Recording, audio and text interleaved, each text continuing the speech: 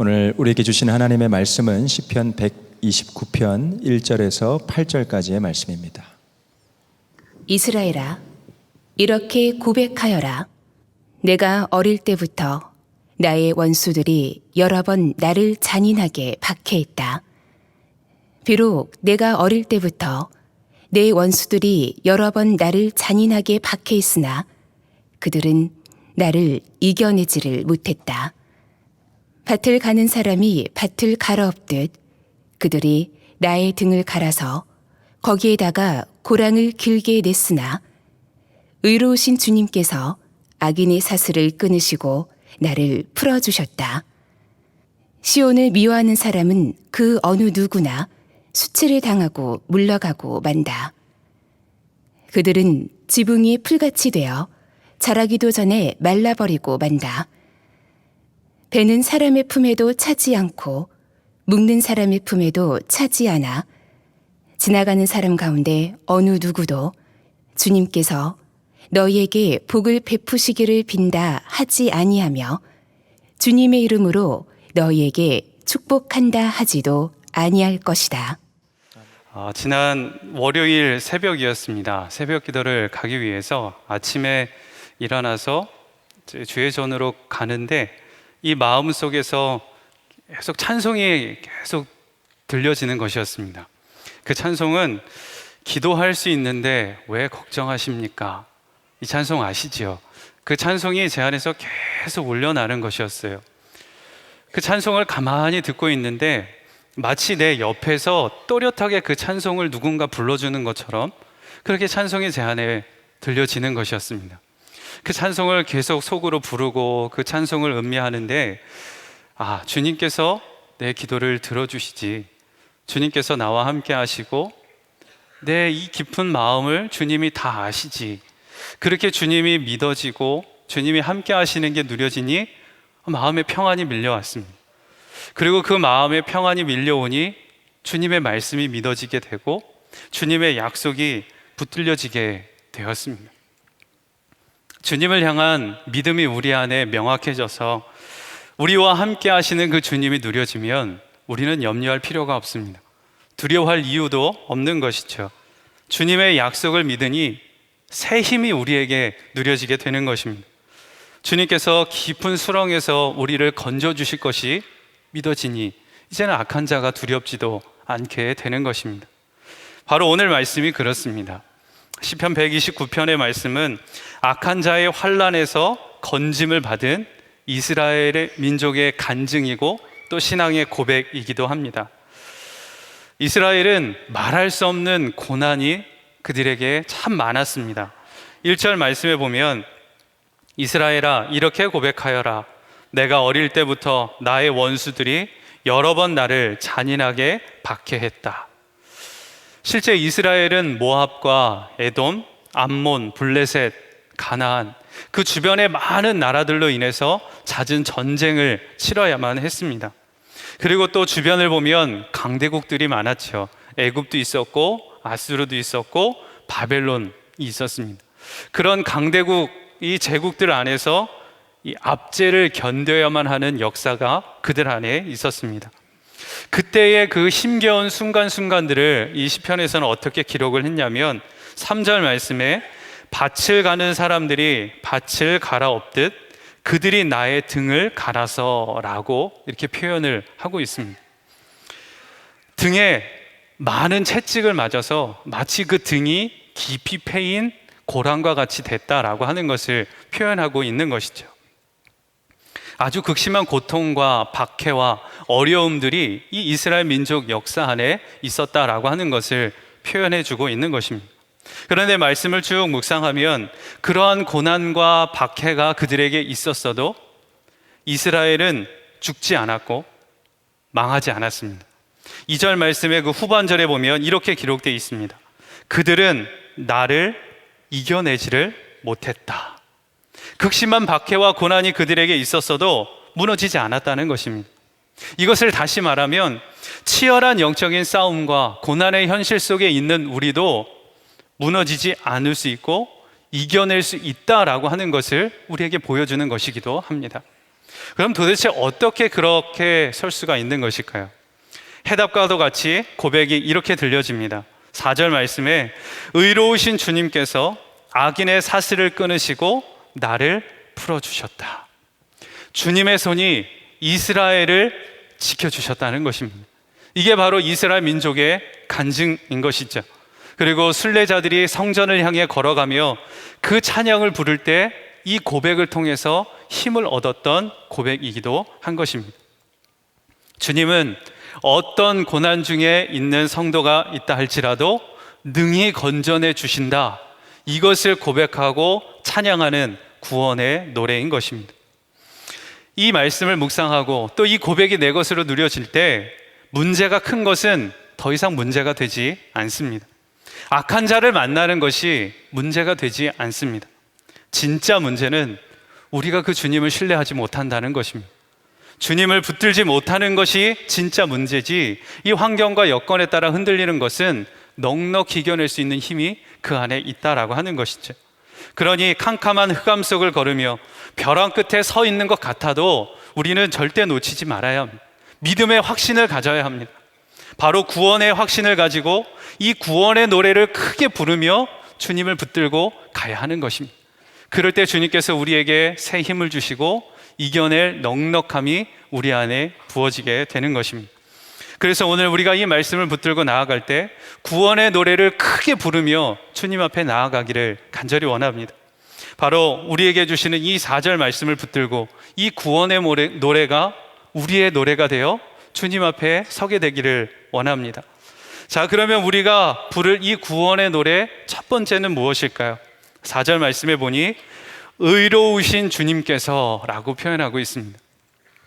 하나님은 의로우신 분이십니다. 하나님은 의로우십니다. 우리가 고난 중에 있을 때도 여전히 우리를 사랑하시고 그 은혜를 우리에게 베풀어 주십니다.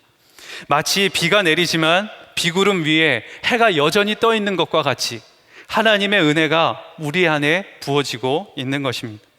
그러면 우리가 무너지는 이유는 무엇입니까? 지금 하나님의 은혜가 있지만 그 하나님의 은혜가 없다라고 여겨지기 때문에 우리가 무너지는 것입니다. 현실의 마음을 빼앗기고 그 감정에 휘둘리고 우리 상황과 여건에 따라 무너져 버리기 때문에 하나님의 은혜가 없는 것처럼 보여지는 것입니다. 이스라엘 백성들은 먹을 것 하나 없는 광야의 길을 걸어야 했습니다. 나사로는 죽은 지 나흘이 되어서 그 사망의 죽음의 그 지독한 냄새 앞에 이 나사로가 서 있어야만 했습니다. 사랑하는 딸이 죽어가고 아들이 죽는 현실이, 그 기가 막힌 수렁에 빠진 것 같은 현실이 그들 앞에 있었습니다. 정말 돌아보면 하나님의 은혜는 온데간데 없는 것처럼 느껴지는 그런 순간인 것이죠. 그러나 그때, 바로 그때 우리는 기억해야 합니다. 바로 그 순간이 믿음을 사용할 때라고 하는 것입니다. 성경에서는 그 순간을 이렇게 이야기합니다. 하나님께서는 광야에서 이스라엘 백성들을 만나로 먹이셨습니다. 예수님께서는 죽어있던 나사로를 말씀으로 살려내셨습니다. 사랑하는 딸을 치유하셨고 죽은 아들을 살려주셨습니다.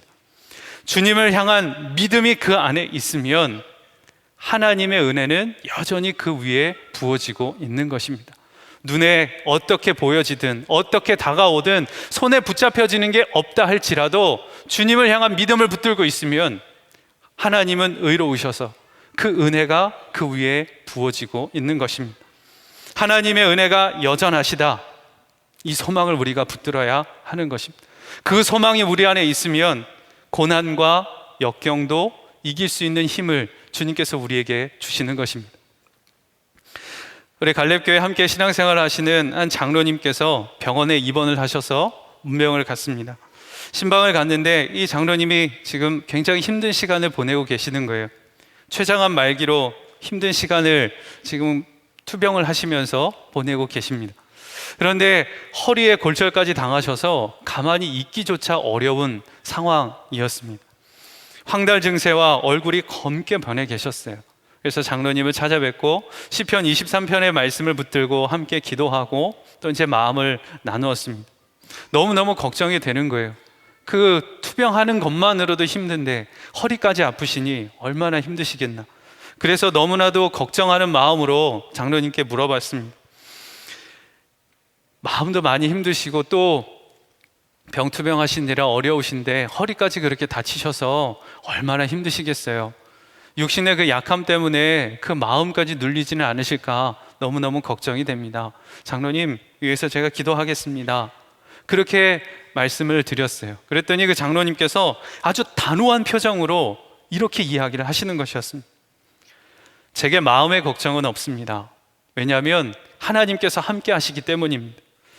그 믿음이, 함께 하신다는 믿음이 제게 있습니다.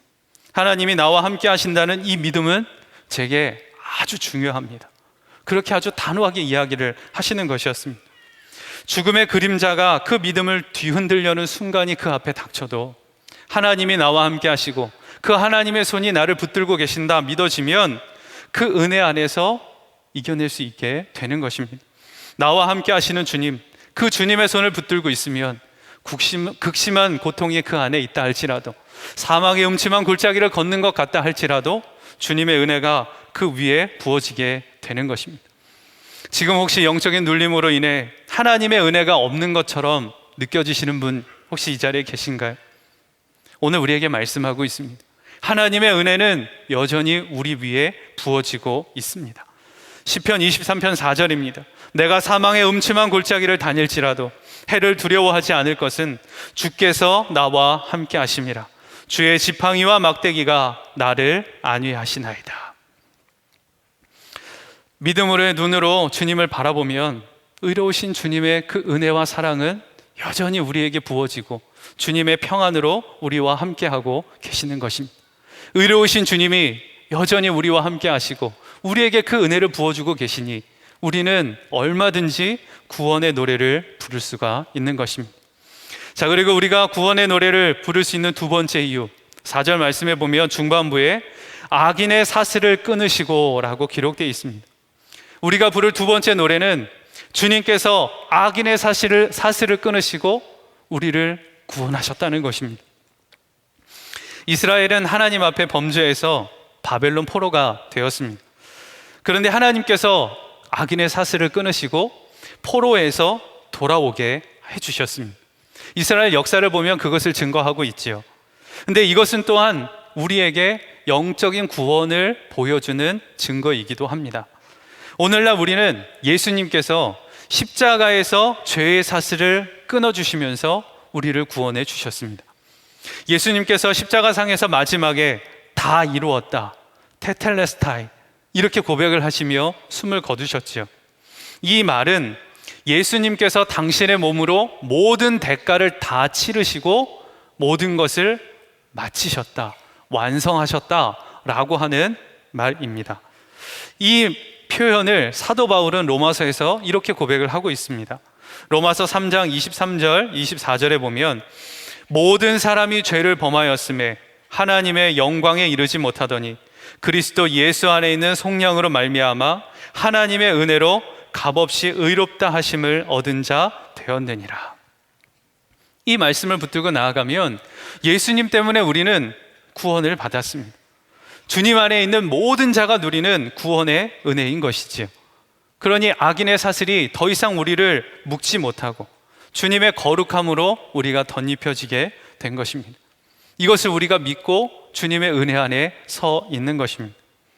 그런데 안타깝게도 우리의 현실을 보면 주님께서 이미 그 사슬을 끊어 주셨음에도 불구하고 우리의 모습을 보면 여전히 그 사슬에 묶여 있는 것 같습니다. 은밀한 죄가 우리의 마음을 무너뜨리고 현실과 여건에 속절없이 무너지는 게 바로 우리들의 현실이기도 하지요. 그 고난과 고통이 너무 심하다 보면 도대체 하나님을 믿는다는 것이 뭐야? 이런 회의감이 우리 안에 들 때도 있습니다. 과연 이럴 때 우리가 어떻게 해야 될까요? 이렇게 연약한 게 우리의 모습인데 어떻게 믿음으로 이것을 붙들고 나아갈 수 있을까요? 주님께서 그런 연약함을 아셨습니다. 그래서 우리에게 증거를 주셨습니다. 그 증거가 무엇일까요? 십자가입니다. 우리가 십자가를 볼 때마다 주님이 승리하셨구나, 주님께서 모든 사단의 권세를 다 끊으시고 죄의 사슬을 끊으시고 승리하셨구나, 그것을 우리에게 보여주시는 것입니다. 그러니 우리는 눈으로 보는 것, 느껴지는 것으로 확신을 여길 것이 아니라 십자가를 볼 때마다 주님이 승리하셨지, 주님께서 우리의 모든 것을 끊어내셨지, 이것을 믿음으로 선포하고 그 앞으로 나아가야 하는 것입니다. 그러니 우리는 속지 말아야 하는 것입니다. 속지 말아야 합니다. 사울이 왕의 지위를 박탈하고도 10년 동안이나 다윗을 추적했습니다. 사단도 똑같습니다. 이미 십자가에서 2000년 전에 주님께, 더 크신 주님께 패배하고도 여전히 지금 우리를 추적하고 있는 것 뿐인 것입니다. 번개와 천둥은 동시에 칩니다. 그런데 우리가 보는 것은 빛을 먼저 보고 한참 후에 천둥 소리를 듣게 되죠. 마찬가지입니다. 십자가에서 예수님은 이미 승리하셨습니다. 그리고 사단도 심판을 받았습니다. 그런데 우리가 볼 때는 번개를 보고도 마냥 사단이 추락해야 되는 그 천둥 소리가 들려져야만 그게 사실인 것처럼 우리가 그것을 기다리고 있는 것 뿐인 것이죠. 그러니 우리는 십자가를 볼 때마다 주님이 승리하셨고 사단이 심판을 받았다라고 하는 것을 우리는 믿음으로 확증해야 하는 것입니다. 그러니 상황과 여건에 흔들리지 않고 다른 것을 붙들 것이 아니라 주님의 승리하셨음을 믿고 그 앞에 나아가야 하는 것입니다. 예수님은 십자가에서 우리를 구원해 주셨습니다. 그리고 하나님의 나라가 이미 우리 안에서 시작되었습니다. 그리고 그 주님께서 우리 안에 임하셔서 우리와 함께 살아가시고 우리에게 그것을 계속해서 말씀해 주고 계시는 것입니다. 요한일서 5장 4절에 보면 무릇 하나님께로부터 난 자마다 세상을 이기느니라. 세상을 이기는 승리는 이것이니 우리의 믿음이니라. 우리는 오늘 예배가 끝나고 이제 우리의 삶으로 돌아가면 또 사단 마귀가 우리를 대적하고 참소하고 우리와 계속 끊임없는 싸움을 싸워가게 될 것입니다. 그런데 명심하십시오. 그런 싸움이 우리에게 계속 찾아올 때 그 싸움의 결과는 한결같습니다. 우리가 이겼다는 것입니다. 예수님이 이기셨고 그 예수님이 우리 안에 계시니 우리는 이겼다라고 하는 것입니다. 그러니 이긴 싸움을 싸우고 있는 것입니다. 두려워하지 마십시오. 염려 속에 빠지지 마십시오. 현실 상황 속에 무너지지 마십시오. 속지 마십시오. 주님은 이미 승리하셨습니다. 악한 자의 사슬을 끊어내셨습니다. 그리고 그 승리를 우리에게 주셨습니다. 이긴 자의 그 감격으로, 기쁨으로, 찬양으로 우리의 삶 속에 구원의 노래가 울려 퍼지도록 우리는 주님 앞에 서야 하는 것입니다. 이것이 바로 두 번째 우리가 구원의 노래를 부를 이유인 것이죠. 그리고 우리가 세 번째로 구원의 노래를 부를 이유는 4절 후반부에 이렇게 고백되어 있습니다. 나를 풀어주셨다. 나를 풀어주셨다. 주님께서 우리의 모든 묶임에서 풀어주셨다는 것입니다. 우리에게 자유를 주셨다는 것입니다. 따라서 악한 자들의 권세가 아무리 기세등등하고 여전히 우리를 핍박하는 것처럼 보여진다 할지라도 부러워할 이유가 없는 것입니다. 그래서 5절과 6절의 시편의 저자는 이렇게 말합니다. 시온을 미워하는 사람은 그 어느 누구나 수치를 당하고 물러가고 만다. 그들은 지붕 위에 풀같이 되어 자라기도 전에 말라버리고 만다. 악한 자들의 마지막이 무엇인지를 보여주는 거예요. 물러가고 말 것이라는 겁니다. 사라지고 말 것이라는 것입니다. 영원하지 않다는 것입니다. 진짜 영원한 것은 주님에게 있고 그 주님이 모든 것을 이기셨고 우리에게 그 참된 자유를 주셨다라고 하는 것입니다. 그러니 이제 우리는 이 참된 자유를 주신 그 주님을 바라보고 주님 안에 서 있어야 하는 것입니다. 다른 것을 붙들 것이 아닌 것이죠. 고린도전서 15장 57절에 그 마음을 이렇게 고백하고 있습니다. 우리 주 예수 그리스도로 말미암아 우리에게 승리를 주시는 하나님께 감사하노니. 성경은 끊임없이 우리에게 말씀합니다. 주님께서 우리를 구원하셨다. 주님께서 우리를 건져내 주실 것이다. 그것을 약속하는 것이죠. 그런데 마귀는 반대로 우리에게 끊임없이 이야기합니다. 수시로 안 돼, 못해, 이젠 끝이야, 너 그만해, 안 되는 거야, 하지 마, 네가 뭘 하려고 그래. 계속 우리를 참소하고 무너뜨리려고 합니다. 또 세상의 눈빛은 어떻습니까? 세상의 눈빛으로 우리를 볼 때 예수를 믿는 우리를 너무나도 안타깝고 불쌍한 사람들로 그렇게 보는 이들이 참 많습니다. 그러나 우리는 기억해야 합니다. 바로 그때가 구원의 노래를 부를 때라는 것입니다. 악인들이 그렇게 우리를 참소하고 우리를 박해하고 우리의 모든 발걸음을 막은다 할지라도 우리는 주님을 믿는 믿음 안에서 그 주님이 나와 함께 하시니 그 주님을 향한 구원의 노래를 부르며 당당하게 그 길을 걸어가는 것이죠. 그렇게 하나님의 뜻대로 걸어갈 때 주님께서 그 찬양의 소리를 들으며 우리에게 새 힘을 주시는 것입니다. 오늘을 살아갈 힘을 주님께서 주시는 것입니다. 제가 갈렙교회를 담당하고 있는데 이 갈렙교회 권사님들 가정에 신방을 하다 보면 우리 권사님들 안에 다 하나같이 마치 이 가슴에 훈장을 다룬 것 같은 간증의 고백들이 있습니다. 그 권사님들과 그런 고백을 나누면 어느 한 권사님은 종갓집 장손에 시집을 오셨습니다. 혼자 그 믿음을 지켜내야 되는데 여간 쉬운 것이 아니었지요. 예수 믿는 게 들어와서 우리 집 다 망친다고 그렇게 모진 박해와 고난을 이 권사님에게 계속 가했던 겁니다. 그런데도 이 권사님은 예수님을 그럴수록 더 붙들고 이악 물고 그 모진 핍박과 힘든 시간들을 다 견뎌내셨습니다. 그리고 사랑으로 품어내면서 자기의 일가족, 친척 모두에게 복음을 다 전해서 지금은 모든 가족들이 다 예수님을 믿게 됐다고 그렇게 가슴에 훈장을 다룬 것처럼 자랑하는 이야기를 들었습니다. 그리고 또 어느 권사님은 사회의 성공을 향해 열심히 달려오다가 이제 노년이 되신 거예요. 그런데 사회에서는 이제 그만하라고 하지만 주님 앞에서 이제 그만할 수가 없어. 지금이라도 주님을 위해 더 헌신하고 싶다고 시니어 선교사로 그 삶을 준비하고 있는 권사님을 만났습니다. 고난 같아 보여도 이제는 끝인 것처럼 보여져도 그 마음 안에 주님이 함께 하시고 주님이 주신 그 은혜를 붙들고 있으면 고난 속에서 더 빛나게 해주시는 것입니다.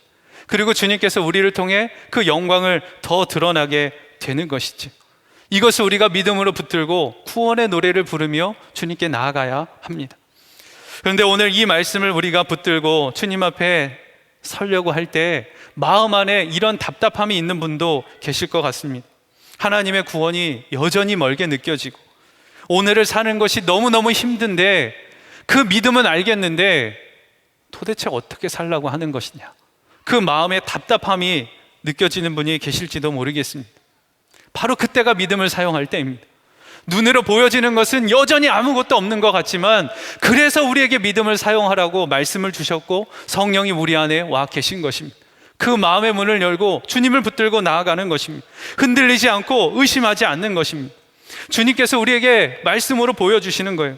쉴만한 물가와 푸른 초장으로도 인도하시지만 사망의 음침한 골짜기로 지나가게도 하시는 것이 주님의 인도하심인 것이죠. 눈에 보여지는 것이 그렇다 할지라도 우리가 절대 놓치지 말아야 할 것은 여전히 나와 함께 하시는 주님, 그 주님의 손을 붙잡는 것입니다. 그 주님의 손을 붙들고 한 걸음 한 걸음 내딛고 나아가는 것입니다. 여전히 그 주님이 나와 함께 하시면 그 현실은 절망적이고 어두워 보여도 얼마든지 우리는 구원의 노래를 부를 수가 있는 것입니다. 우리와 함께 신앙생활하고 계시는 어느 한 권사님 네 분의 고백입니다. 이 권사님 네 분이 2008년부터 한 2011년 정도까지 한 4년 정도 중동의 한 어느 나라에서 평신도 선교사로 사역을 섬기셨습니다. 그 나라의 이스파한이라고 하는 지역에서 선교 사역을 섬겼는데 지금은 이제 건강의 어려움과 현지 사정의 어려움으로 인해서 한국으로 돌아와서 함께 신앙생활을 하고 계시는 권사님 네 분입니다. 평신도 선교사로 파상을 받아서 찾아간 이 중동에 있는 한 나라, 이슬람 국가였습니다. 그 이슬람 그 국가 안에서 복음을 전한다는 것은 정말 상상하기조차 어려운 현실이었지요. 이 땅에 주님께서 보내주셔서 이 땅을 밟으며 복음을 전하고자 하는데 도대체 어떻게 복음을 전해야 할까 막막한 것이었습니다. 그러다가 권사님 네가 함께 기도하시다가 방법을 붙잡은 것이 이 땅 곳곳을 다니면서 우리의 발걸음으로 밟고 주님의 역사가 이 자리에 부어지도록 기도로 섬기자, 그렇게 권사님 네가 결정을 하신 거예요. 그래서 오전에는 언어 공부를 하시고 식사를 하신 후에는 이제 그냥 땅 밟기 하러 계속 가시는 거예요. 오늘은 이곳, 내일은 저곳, 또 그 다음은 어디, 지도를 펴놓고 다니시는 곳곳마다 표시를 하는 것이었습니다. 그러다가 함께 지내시는 선교사님들이 그 상황을 알게 된 거예요. 그래서 그 선교사님들과 매주 일에 모여서 기도 모임을 갖고 또 그 선교사님들과 팀을 이뤄서 땅 밟기를 하며 곳곳을 다니게 된 것이었습니다. 이렇게 주님의 마음을 품고 사역을 하면 어떤 열매가 좀 맺혀지고 주님 앞에 돌아오는 많은 사람들이 보여지면 좋겠는데 안타깝게도 눈에 보여지는 열매는 하나도 없었습니다. 그러던 순간 건강에 어려움도 오고 또 그 지역의 상황이 너무나도 어려워져서 한국으로 철수를 해야만 했습니다. 한국으로 돌아오면서 그 마음 안에는 깊은 상처와 좌절감, 아픔의 마음들이 그 안에 가득했던 거죠. 그리고 한국으로 돌아와서 함께 했었던 선교사님들이 이제 쭉 기도 모임을 같이 하는데 그 중에 시간이 지나서 한 선교사님이 놀라운 소식을 가지고 전해 온 것이었습니다. 그 함께 하셨던 선교사님 한 분이 영국을 방문하게 됐는데 그 영국에서 사역을 섬기고 도서관에서 자료를 찾다가 하나의 자료를 찾게 됐다는 거예요. 덴마크 이민국에서 발간한 자료였는데 그 기록에 보면 이렇게 기록되어 있었습니다. 2000년 후반부터 이 중동의 이 나라 안에 기독교인 수가 증가하기 시작했다는 겁니다. 그리고 특히 이 이스파한이라고 하는 지역에는 기독교인 수가 더 많이 증가된 것이 파악됐다라고 쓰여 있는 것이었습니다. 왜 이렇게 기독교인이 증가되었나? 그 이유를 찾아도 이유는 찾아볼 수가 없었습니다. 그런데 그 안에 기록 안에 이렇게 한 줄 기록이 있었습니다. 그 당시 이스파한에 한국인 선교사들이 살고 있었다. 딱 요 한 줄의 기록만이 남아 있었던 것입니다. 땅받기를 하고 그렇게 기도의 씨앗을 뿌려도 주님은 아무 일도 하지 않은 것처럼 여겨졌는데 알고 봤더니 주님은 그 안에서 여전히 일을 하고 계셨던 것입니다. 지금 혹시 주님 앞에 서 있는데 그 믿음을 붙들고 있는 것 같은데 주님은 정말 역사하시는 거 맞아? 주님은 진짜 살아계신 주님 맞아? 내 안에 뭔가 하긴 하시는 거야? 이런 답답함이 있다면 그래도 그 주님의 손을 놓지 마시기 바랍니다. 주님과 함께 그 자리에 서 있다면 괜찮습니다.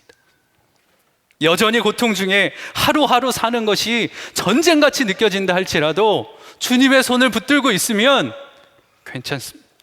악한 자가 그 박해가 시퍼런 두려움으로 뱀의 혀가 낼름거리며 나를 삼키는 것처럼 달려드는 것 같아 보여도 주님의 손이 나와 함께하고 있으면 괜찮습니다. 주님이 나와 함께 하시고 그 주님의 손이 나를 지켜주실 것이고 나를 그 악인의 손에서 건져내 주실 것이기 때문에 그렇습니다. 주님은 성경에서 끊임없이 우리에게 말씀합니다. 영원히 내가 너를 떠나지 않겠다 약속하십니다. 요한복음 14장 18절에 보면 내가 너희를 고아와 같이 버려두지 아니하고 너희에게로 오리라.